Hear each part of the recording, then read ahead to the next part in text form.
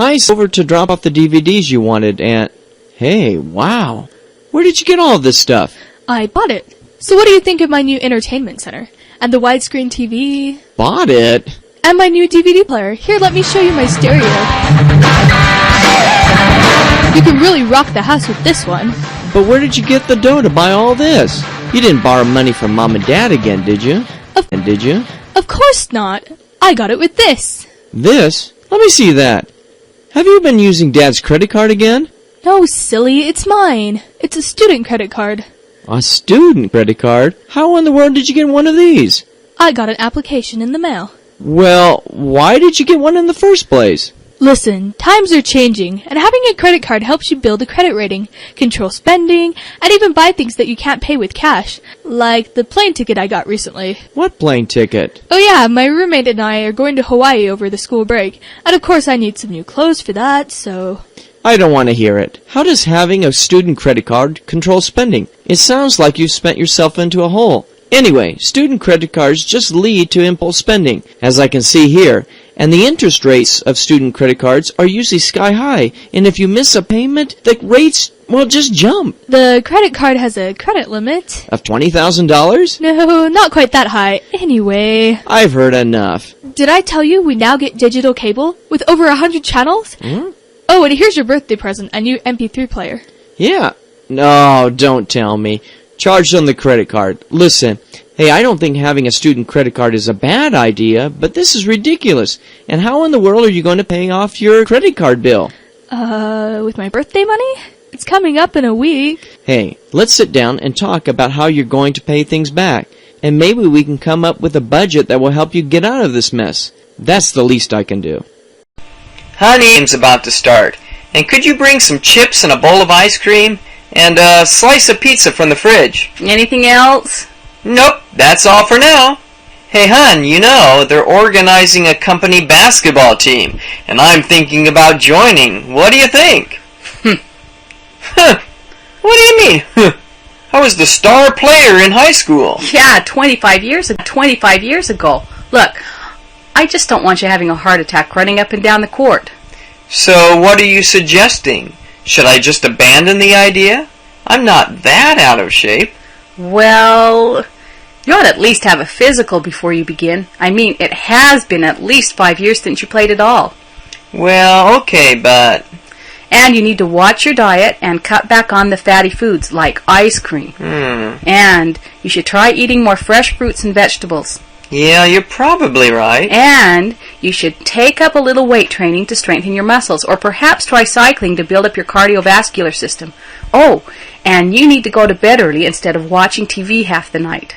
Hey, you're starting to sound like my personal fitness instructor. Nah, I just love you and I want you to be around for a long, long time. I'm originally from the state of Indiana in the United States. When I was 19 years old, I moved to Venezuela in South America and later returned to the United States, where I attended Brigham Young University in the 1980s. I majored in Spanish education and TESOL, or teaching English as a second language. After graduating from college, my wife and I moved to Japan, where we lived for 8 years. Now I work back in the States in Utah. However, my greatest interests are my family. Years ago, I wanted to make something of myself in my profession. You know, get ahead in life. However, I realized that the most important things in life lived within the walls of my own home, and today I try to put them first. My kids wouldn't remember me for the work I did outside of the home. They would only recall the moments we spent together. Therefore, I enjoy spending time with my family. I have 4 children, and we go hiking and camping together, usually in Utah. On our hikes, we often talk about life, and I tell stories or share personal experiences. When I do this, I can focus on the kids without the distractions of video games or the internet.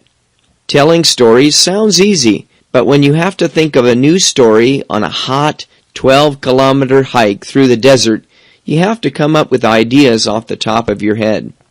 Now, this doesn't mean we don't have problems. All families face challenges in their lives, and our family is no exception. However, We try to talk openly about our problems, and we try to solve our problems together. Building a strong family takes time, but it's worth the effort. 24th Precinct. Officer Jones speaking. Help! Yeah, it was wild. I mean, really bizarre. Calm down, sir. Now, what do you want to report? Well, I'd like to report a UFO sighting. A what? What do you mean, what? An unidentified flying object. Wait, tell me exactly what you saw. Well, I was driving home from a party about 3 hours ago, so it was about 2 a.m. when I saw this bright light overhead.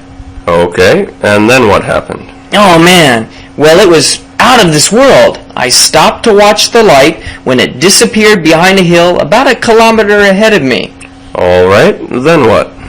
Well, I got back in my car and I started driving toward where the UFO landed. Now, how do you know it was a UFO? Perhaps you only saw the lights of an airplane. No. Or the headlights of an approaching car. No. Things like that happen, you know. Well, if it was that, how do you explain the beast? What do you mean, the beast? Okay, I kept driving for about 5 minutes when all of a sudden this giant, hairy creature jumped out in front of my car. Oh yeah? Then what? Well, then the beast picked up the front of my car and said, "Get out of the car, I'm taking you to my master." Something like that. Wow, a hairy alien who can speak English. Come on. I'm not making this up, if that's what you're suggesting. Then, when I didn't get out of my car, the beast opened the car door, carried me on his shoulders to this round-shaped flying saucer, and well, that's when I woke up alongside the road. The beast must have knocked me out and left me there. Well, that's the best story I've heard all night, sir.